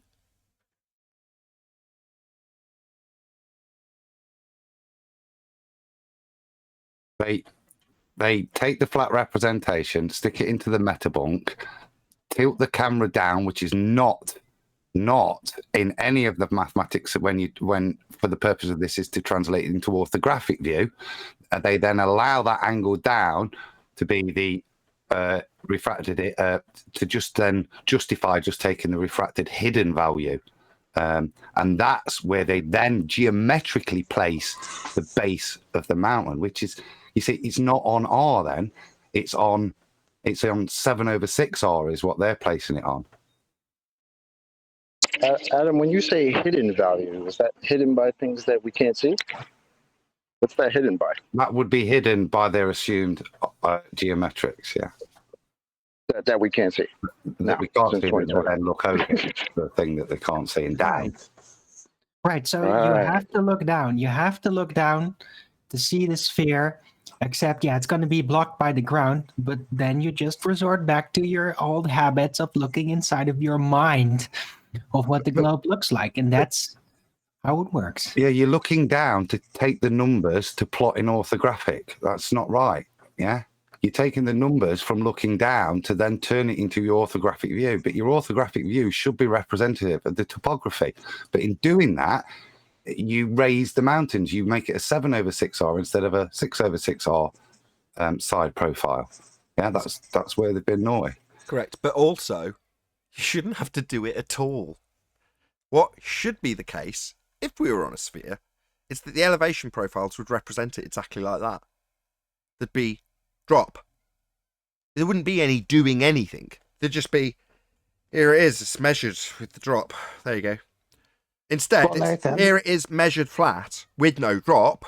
Now, if we convert using angular sizes on a flat plane so it makes sense when we get the heights inside profile from a flat map and then convert them to the globe maths, we can say how much should have been dropped behind the sphere Earth edge that we're not going to be claiming in this particular instance. Correct? Even though it's not. Yeah. Also, on a sphere, Even though we can still see those things that you're claiming we shouldn't be able to see, but we still see them. Don't worry about that. On a sphere, things like long-distance straight line-of-sight guns would have never become developed. They would have never really moved on beyond mortars, because you always have to shoot at a great distance over that hill. Oh no, it's So, worse like, than that. sniper Yeah, you're rifles right. become almost useless. That's correct, you're right, but it's much, much worse than that, and I'll quote QE's here. All military action would be rendered useless if it was the case that we're on a sphere. Yes, sir. Yep. Yes, sir. I'm spotting a pattern here with Andrew Thomas Young leading the charge. All refraction calculations were based on the flat plane before he converts it. Correct. Didn't he say that though? Yep. Correct. Yes, he did. You don't even got to interpret that. He literally said that. No, he There said you go, that. Glovers. I got it. I'll put it in live stream. As will all the demonstrations you ever see ever. So if you see someone using butane to refract something, well, they're not doing it over a curved surface. They've just got a barrel at the end of a room and they're just filming it. It's not going to be scaled anywhere in anybody's demonstration ever to prove terrestrial refraction. That's part of the bait and switch. Show them the effect of light bending through sugar water that's settled in a gradient and say, look, light bends. You go, yeah, like, you're right, it does bend. And then, without telling you, they'll go, therefore, light bends through a sphere-shaped air we'll call atmosphere at a rate of 7/6 of the radius, we're assuming. Because it's the same thing. You go, yeah, of course. Sugar water, light bending through it. When I look through the sugar water, that's the same as me seeing the side of my own head and light bending around a sphere at 7/6. They're the same thing, of course. And when Anthony asks somebody who perpetuates that nonsense, like Mick West, hey, Mick, why would it be the case that you assert 7/6R and then when you say click here to get your citations for Y, they don't even have R mentioned at all? Why would that be the case? He says, because they're the same thing. Nathan, you just reminded me of something that I had forgotten. The butane over the barrel. Yeah, you make a great point. If that was supposed to be terrestrial refraction demonstrated, the camera should have been on top of the barrel, getting the butane poured right on top of the lens, right? Because it's supposed to be a ground level effect, not something you see really high up when you look down on the Earth, which is kind of the model that is displayed with that setup. It's ridiculous. Chocolate. It's in Master B, Ballbusters, and the War Room. Thank you. I've put it up on the screen for the audience. Just for QE's, again, because QE was the one who took me through this logic. Does light refract? Not rhetorical. Yes. Yes. Is light refracting the same as 7/6 of a radius value? Nope. How would That's you know? terrestrial refraction. How could you tell? You'd have to know what R is to be able to compare it to. But it can. But isn't it two refraction- different things? First you said light, then you said a geometric radius. Two different things. Yeah. Refraction geometry- is an angle change. It's not a continuing curve. That's impossible. Then the medium it would be going through would have to continually become more have a higher refraction Yeah, they've got that index covered. in a weird Yes, process. they've got that covered. Yes. Mentioned it already. They call it atmosphere, Arwin. Sphere-shaped air. They already have that assumption within their begging the question fallacy when they dictate to you that light bending, regardless of how or why or what rate, light bending, normally through a transition of a medium, is the same as the medium change in atmosphere when looking from your vantage point. Then the light will, as a standard, bend at the rate of 7/6 of the radius. However, when they make that declaration, that description of light bending at the rate of 7/6 of the radius takes place in an orthographic representation when depicted how the maths calculates it. Therefore, you're seeing the side of your own head, not looking through a fish tank. Right. But it's still wrong, though, because it's not the same, because the atmospheric layering, the gradient, it's flat. It's a flat gradient, or spherical if you presuppose that, but it's an equal layer you're looking through when you look horizontal. So that's not actually a continually increasing refraction index medium you're looking through. It's the stable same medium. So that could never lead to a circular refraction, right? Indeed. With that, I'm going to say if you are watching this on either Nathan Oakley 1980 or Nathan Oakley premiering streams, then stay tuned, as there will be an after show to follow. Unfortunately, if you're watching this live, this is where we bid you farewell. So a huge, massive, enormous thank you to all of you who smashed the super chat, liked, commented, shared, subscribed, or became a Nathan Oakley 1980 channel member.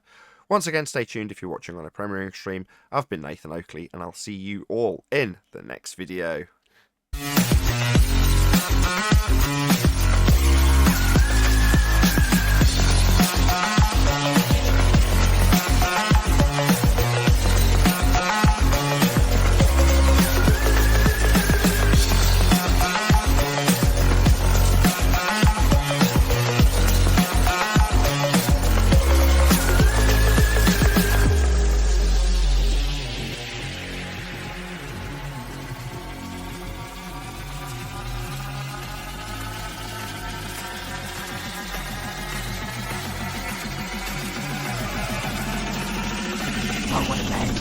What a lovely day!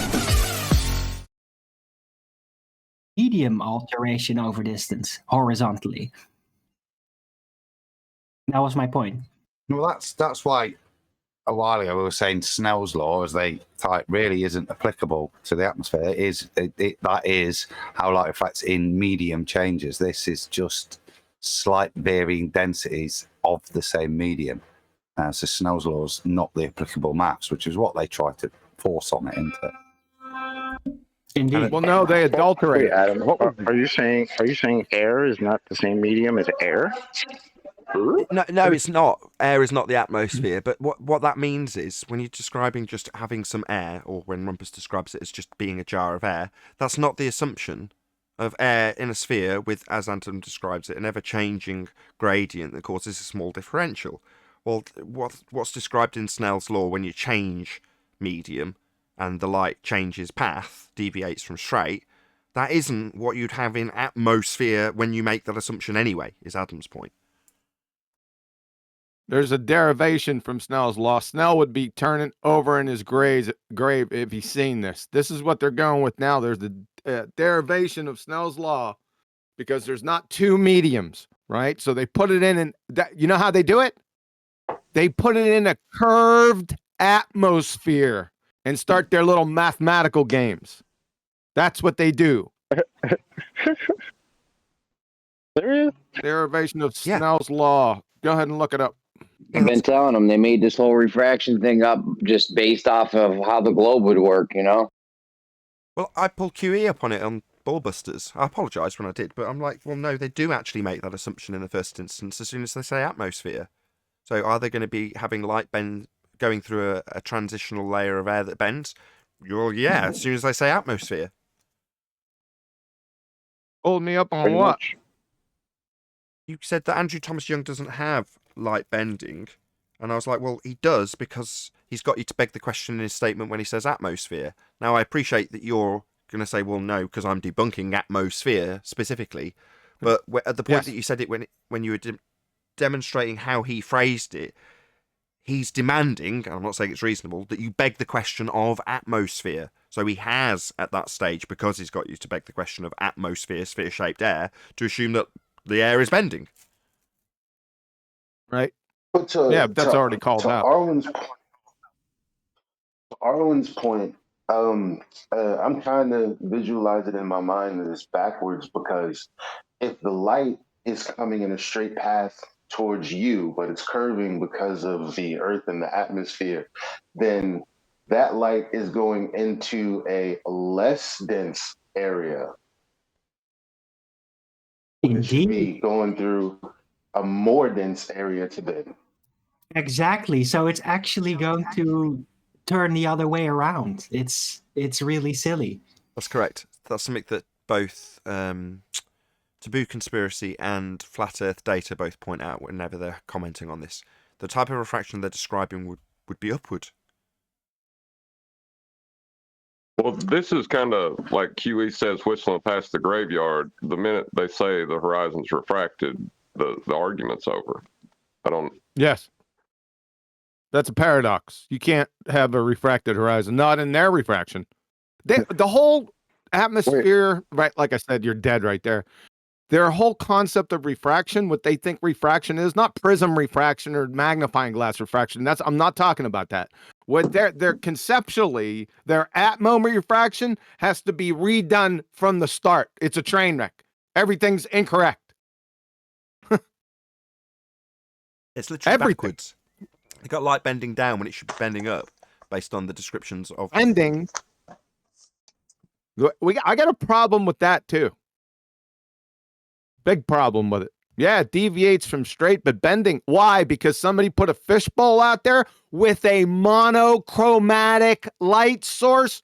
What color was that light, by the way? Green. And sugar water? Come on, folks. Start thinking. Think on your feet. Right? Yeah, we're supposed to think of there being like transitional layers of glass, like big sheets of glass at varying distances curving around the sphere Earth, for there to be ever changing deviations of light, ever incrementally bending. So it's just lots of deviations from straight. That's how we're supposed to conceptualize it. Jeez. I don't know. I find any debate using Snell's law a bit sluggish. The only direct measurement that was ever claimed was the dip angle. If you refract the horizon, you don't have geometry. And talking about refraction isn't going to fix that, no matter how much they want to. Yeah, that's the thing. So, as much as I don't often tune into other people's shows that are similar to mine, I have and caught Rumpus doing exactly that. I think someone trimmed it out, actually. So, someone I was subscribed to trimmed out an occasion recently where Jose, I believe it was, I can't remember who the opponent was. Maybe someone will remind me if they saw the same clip. But Rumpus basically describing, it was Haunted House. Describing to Haunted House how you acquire the dip angle.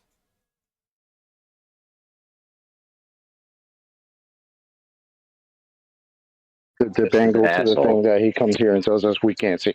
Yeah. So he's telling someone how he can see Earth curve and how you get the radius value by way of a dip angle measurement to the physical geometric sphere edge horizon. And he's explaining it to him and calling him an idiot whilst lying to his face. He knows damn well he hasn't got that, but he's telling him how he can measure it because that's the basis of the claim. So for somebody less up the food chain, no offence to Haunted House, he doesn't know these arguments. He's not going to spot that he's using an argument that's been debunked here, that he'll simultaneously tell us that he's refracted the lighthouse. Or lighthouse.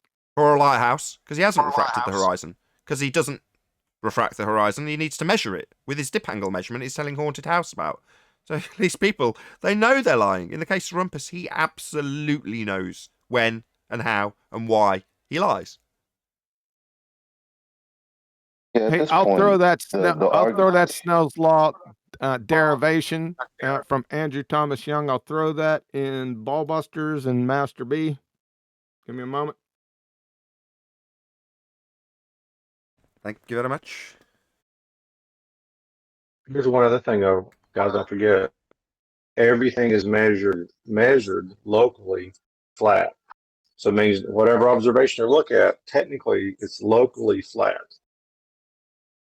You understand what I'm driving at? Yeah. So if they start throwing in curvature, whenever there's anything that needs to be done in practical terms, it's done on a flat plane. Wherever you happen to be, is that local? Yeah, all observations are local, right? I'm local. I'm locally looking out my window, so it's local. It's locally flat where I'm at. Yes. You've got to pepper it with a bit of stuff so it doesn't seem so obvious as to just say it always looks flat wherever you are. You got to say, well, locally. It's So also it seems like the caveat. So if it's locally flat, that would make it distantly spherical. no. If it's locally flat, it's also locally flat further out because of the circle of equal altitude with the sextant has to have the two straight lines. So it's more than locally flat because the GP position of a star has to be on the baseline of 0. Didn't you get it into something massive, like 3,000 miles, based on what you were calculating for the circles? Well, that was just off the internet. They go even further than that. If you sight a star with a sextant that's 5,000 miles from you, then that means it's locally flat 5,000 from you. But then another guy from the other side of the circle of equal altitude is sighting the same star. It's also 5,000 miles from him, which means 10,000 miles of flat. It's just flat. It's flat as a pancake. It's flat. So the Earth is flat. Yeah. For all practical reasons and practical purposes, and for anything you build on or do anything ever, it's flat.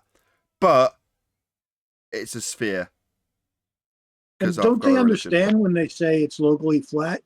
It's locally flat for me, and if it's locally flat for everybody, then they're saying it's flat. Yes. That's why I said, aren't you local wherever you are? Well, if it's locally flat for everyone, where is it not? Are you serious? Beyond your sight. If you don't see the Earth, then it's flat. Sight beyond sight. Yeah. Well, that's why it's spherical like the Sword of beyond Omens, your view. remember? Remember, that's where the geometric horizon comes from. No, it's Sword of the, Omens. it's the flat globe quantum state. If you see it, it's flat. If you don't look, it's a sphere. It's a sphere only because it's a thought experiment. That's the only time it's a sphere. I'm with you, See Lionel. you see how we can get together and talk about all of these things, all of the contradictions. They just get together and rank on us.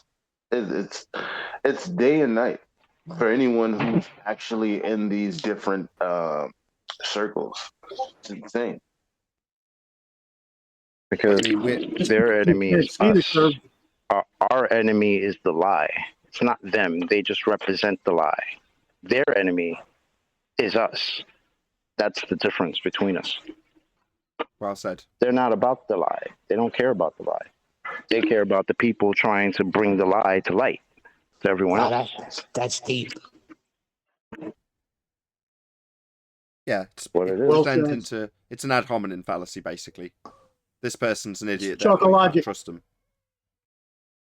Why would they lie? Made Why that would... up. Say again. Whoever it was from. It's Chocologic. Chocolologic. Chocolate. Yes, Chocologic. I made that up several months ago. 24/7. Good stuff.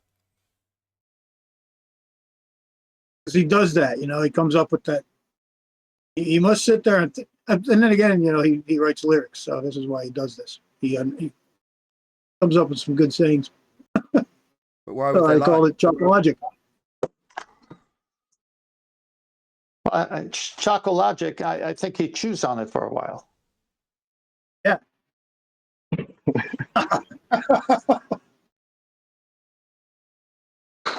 Hey, speaking of logic, did anybody see QE's numpty clip with Jim Panda yesterday? Yeah.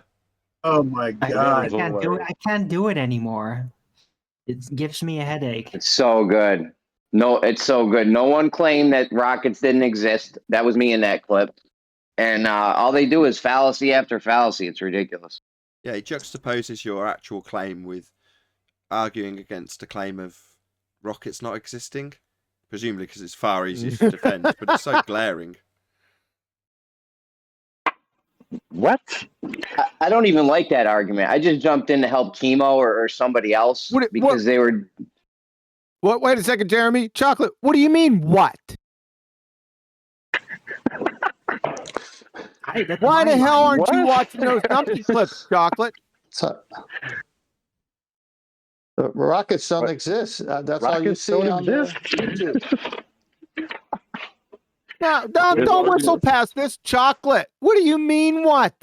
Keep his feet to the fire. Chocolate. Yeah, I meant what? What do you mean what? Rocket Since it's already propelled come out, it's balloons. almost 24 hours, right? That means you haven't watched it yet. He was probably No, there. I haven't watched it. Probably there when it happened. No, I wasn't. Otherwise, I know what we're talking about. Yeah. So are you saying the clips don't exist, Chocolate? Oh boy. Yeah, it was a good clip. I'll Good tell clip. you what, you're going to go back on the list. Let's not distract away from a decent plug until now. So check out the numpty clips on Quantum Eraser YouTube channel. They come out every Monday, Wednesday, and Thursday, and they're short, concise clips of numpties being numpties. Very amusing. Also, and I don't disagree with this statement, they're a great flat Earth proof. When you realise what the globe defenders at trench level, the people actually fighting the battles, have got in their arsenal, you'll convert. Yep. Because it's embarrassing. What a great way to plug your show there, QE. Chocolate, what rockets? I think Jim Panda's argument boiled down to if rockets, then gas law violation space. Sort of. Well, I mean, he was saying they were arguing that rockets don't work in a vacuum. So I asked him, like, are you saying they do work in a vacuum? And he kept saying no. I asked him multiple times. He kept saying no. So I don't know what his argument even was. Well, he started out saying that rockets were working in a vacuum. That's what you had him. It was over. Yeah, you just have to look they'll up. just migrate and you to can see. lower pressure. Right, all you need to do is look up, and you can see rockets working in a vacuum. That was his claim. Yep. Yeah, but by the end of it, I had him renouncing his claim, saying, "No, that's not what." Yep. Jim couldn't spell cat if you spotted him the C and the A. This guy is a serious retard. And what's so funny, he thinks like he's an intellectual, just like all of them, right? They're dumbasses, but they think they're intellectuals, which is hilarious. Right? Keep them coming. Stay tuned, folks. It gets better, especially tomorrow. The Rumpus. And then Kosho. It's their classic this week, man. Don't miss them. Give us a teaser. What's the one with the Rumpus tomorrow? The Rumpus will. It's official. I should have played taps for him. It's that bad. Numerous fronts. Second law of thermodynamics. You know it's gonna get bad then. And a bunch of a few other things. I'm not gonna mention, but the second law of thermodynamics leads out. Well, thank goodness that doesn't apply to the Earth. So, and it would be helpful if you watched The Big Lebowski before you tuned in tomorrow. Oh, I did just literally the other day watch The Big Lebowski by coincidence. Oh, you're cool, Beans, man. You're on it. Well, that's just like your opinion, man. That's just like your opinion, man. Apparently, obviously, you're not a golfer. That's what the title of it is. Brilliant. Got so mad you used that on one of your shows, QE, and nobody even recognized that you used it. Yeah. The golfer. you know, I remember that, and I was trying to figure out what movie that's from. And now I realize why I didn't know, because I haven't seen that movie yet. So. Oh my God! She's not my special lady friend. It's an okay movie. It's a solid 5 out of 10. But for a lot of people, it's their favourite movie. That's why we watched it. I was explaining that to my wife. I was like, "You've not watched The Big Lebowski? It's a good movie." She's like, "How good?" And I was like, "Well, a lot of people consider it their favourite movie ever." She's like, "Is it that good?" I was like, "No, definitely not. But well worth a watch." It's up there. It's an acquired taste. I'll check it out.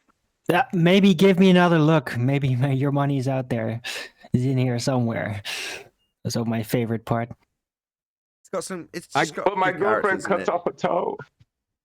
It's just got some funny Oh, moments as God. well. Yeah, he cuts off a toe. It's just got some funny moments in it. It's just kind of bizarre. John Goodman was great in it. Oh yeah.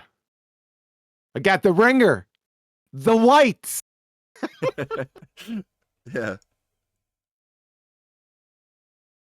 All right. Back to the numpty clips. Like I said, like Nathan was saying, that it's good for like new flat earthers, not brand new. I would say like a couple months in. I think that's the sweet spot, right? A couple months in, new flat earthers, just go through them, right? Best flat earth proof, because it shows where their arguments are at and how you can systematically deconstruct them. Now, like I said, I got a little bit artistic license. I took a few liberties, but check them out, folks. Be Here or Be Sphere on the Quantum Eraser YouTube channel, and they come out at 7 p.m. UK time, Monday, Wednesday, and Thursday. So check them out. Is it 7 or 8? For us here, it's 7. Or You're kidding me? No, is it 8? It could be 8. Maybe it's 8. Yeah, it's I 2 think it is. p.m. It's 8. US You're right. Central, 8 p.m. UK. 8 p.m. UK, my bad. It's changed, that's why I'm confused.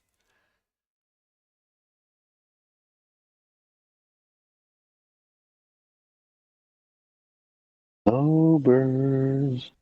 I thought that normally films get a good, reception from the Globers. I said it on the live show, though. You'd think this would be the stomping ground like it was when the debate first opened, like during the Isle of Man, when they were so cocksure and willing to assert their little proofsies for a sphere-edge horizon they were claiming were blocking stuff in the distance. How keen they all were to come in and tell us we were idiots then. Yeah, it was like a revolving door of idiots. Well, if you're going to keep Rumpus out of the room, then how are the others going to find their courage to give it a shot too, I don't care.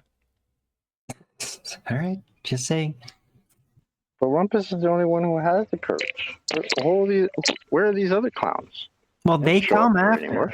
or before. When Rumpus I mean, can they get in, sprinkle in, and you know if how- they don't you know get the how- feeling they can. Every once in a while, a roach will come out from under the wall and wander into the kitchen while the light's still on. Like that's like Rumpus when he shows up here. But like all the other roaches stay behind the wall. Doesn't take courage to lie. Raid. It takes courage to lie. No, it doesn't.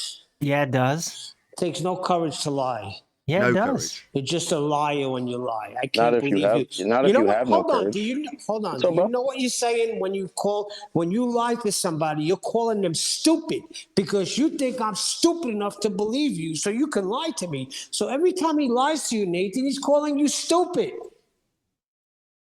He starts out doing that every single time. Yeah, he usually starts out with, "Oh, you guys are utter morons." So Maybe he believes it. Maybe Neil's right.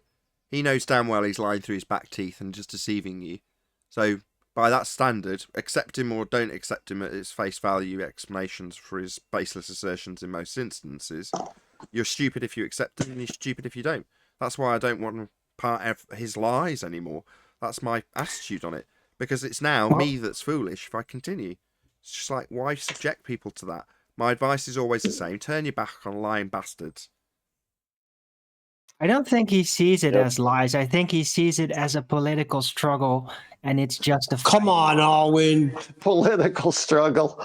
Oh, is that so strange thing to say? Really? Why would be tying political to what we all are saying, that he knows he's lying? So how's political coming to it? not for nothing, Arwen might be onto something. Because whenever I hear politicians lying their asses off, it sounds like Glober. No, but I agree. I'm not even am saying. The way they use fallacious reasoning, like it literally sounds like I'm listening to a flat Earth debate with a Glober. How And I about hear red politicians herrings? Yes. Red herrings. All day. pandering, Agree. All that. all day. Wasting time. Yeah. So you're saying that it's not a coincidence. People are actually inundated with fallacious reasoning through the media. Yep. Wow. It's a tactic. It's a Or are you tactical saying that approach, and if it's the consistent. vocation is about lying, then it's not lying? No, I think it's just a case that people who are relatively smart know how to employ fallacy, and other people will copy them.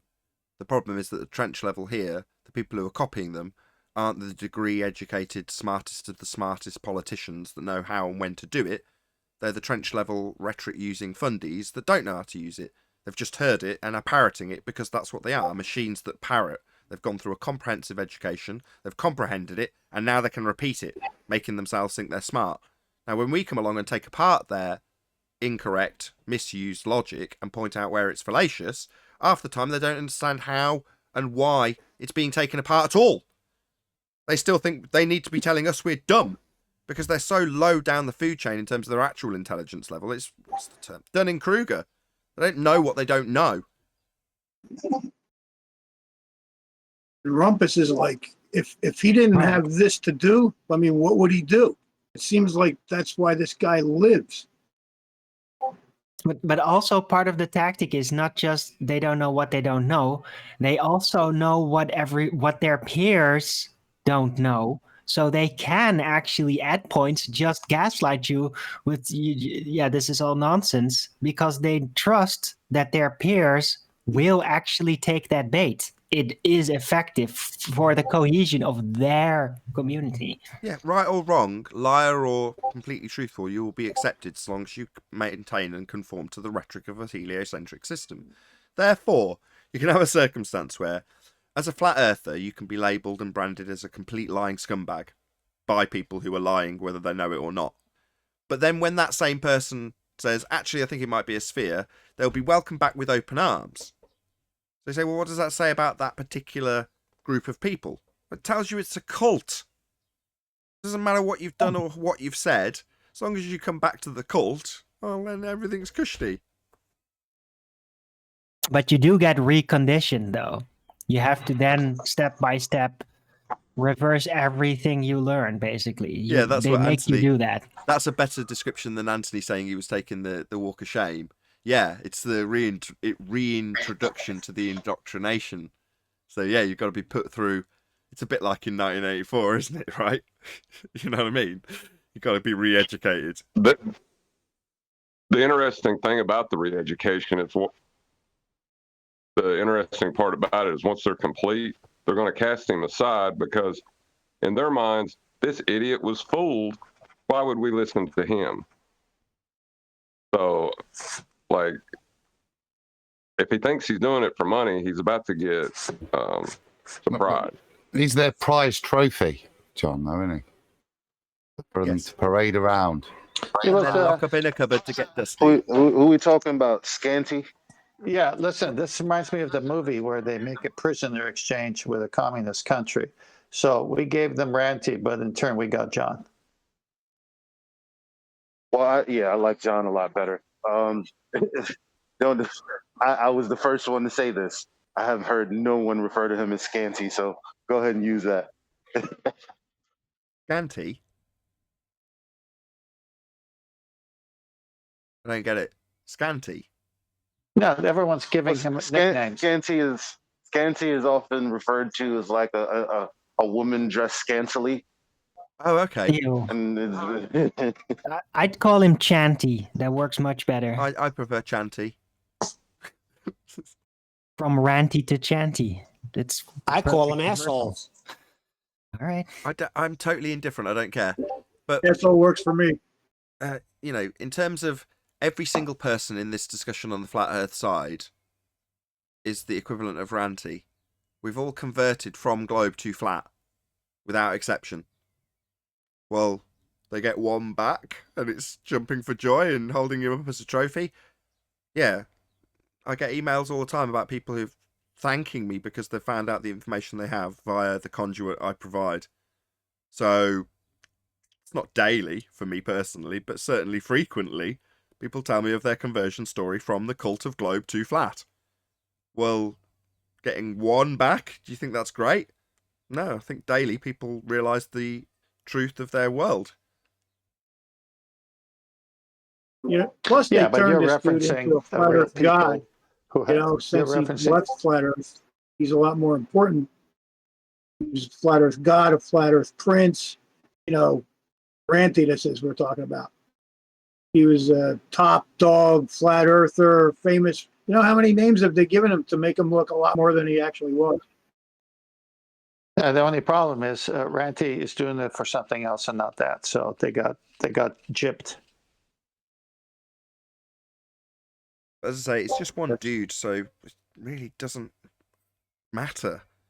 Now, for some of us, it's personal because some of you were good friends with him, and therefore it feels like you've been betrayed. I'm kind of talking to the audience here. But beyond that, he's just one guy. Who cares? I don't even feel betrayed. Show me the geometric Neither horizon. do I. I don't give two shits about Ranty. He did that a long time ago. Yeah, Ranty going back to the globe doesn't prove the geometric horizon. Show it to me. Yeah, exactly. There's an argument being had. One man is not that consequential to that argument. Now, what you guys just said is absolutely correct. We dealt with our ranty issues, if we had them, a long time ago. Now, did we go public and jump up and down about it? No. I bet no one could even pinpoint the time it happened, because nobody spoke about it. There was no ill feelings or bad words spoken. I don't know about from the other side, because I just turned my back on ranty, and then wasn't interested when people started telling me various different things that I just didn't care about. If I was being slagged off by him, I didn't care, and wasn't about to start mentioning him. And when I did, I wished him every well wish I could, intentionally. Like, no, I'm not going to slag him off. No. Wish you every best. Hope your YouTube channel does well. All the rest of it. So that no one could pinpoint a particular time where, oh, look at the drama. Well, no, there wasn't any. And what was behind the scenes was very nonchalant and, undramatic. But that happened long ago. So now it's like, well, I always wished him well, but we'd ultimately all turned our backs on him anyway. If you want to take that as the circumstance, that's absolutely correct. But certainly not now. So for me now, personally, it's totally inconsequential. I couldn't care less. But when I said that, I was directly, and I said it, talking to the audience. There's going to be people out there that were ranty fans that feel very betrayed. So I'm just being empathetic to the people in the audience that go, well, while you might not give a crap, I do. Well, and I empathise with those people. I get it. They should stop being personality or ranty fans or Nathan fans. They should be truth fans. Should be, yeah. It's exactly what I was going to say, 10. They should be fans of the truth, not a personality. Especially that dumbass personality. Come on, people. This guy's as dumb as a friggin' bag of hammers. Right? Well, he once did a segment back in the day using Dwayne Kellum's balloon footage and trying to prove the temperatures. And he used a slide that wasn't related to that specific argument. So Paul and I talked about it, and I reached out to Dwayne Kellum, and I said, Dwayne, can you send me everything on this date for this test? Because Ranty's showing something with a different slide and misrepresenting what you showed by what he's trying to say. Once I got all that, I came on Nathan's show and presented it in the pre-show. And I didn't hear a word from Ranty after that. He didn't come back and challenge me or anything, but he used a different slide of another day with different temperatures to attribute it to another thing that Dwayne Kellum did, just because it was convenient for him, I guess. That's not shocking. That's not shocking. He's incoherent. Listen to him talk. I mean, I haven't heard him in about 2 weeks. I don't know. Where did this argument go? Sorry, I just got back. I heard Ranty's name again. I don't know why. Where no one's championing the argument, are they? Not as far as I'm aware. I haven't heard it. No. Nope. You better not, because it's going to be a quick death. Indeed. And on that note, I'm going to say a huge, massive, enormous thank you to both Discord and G+ panels for making today's after show possible. And of course, a massive thank you to all of you in either Nathan Oakley 1980 or Nathan Oakley premiering streams for hopefully smashing the super chat, liking, commenting, sharing, subscribing, and all that good stuff. Also, below this video, you can get £50 for swapping your UK electricity supplier to Octopus Energy. I've been Nathan Oakley, and I'll see you all in the next video.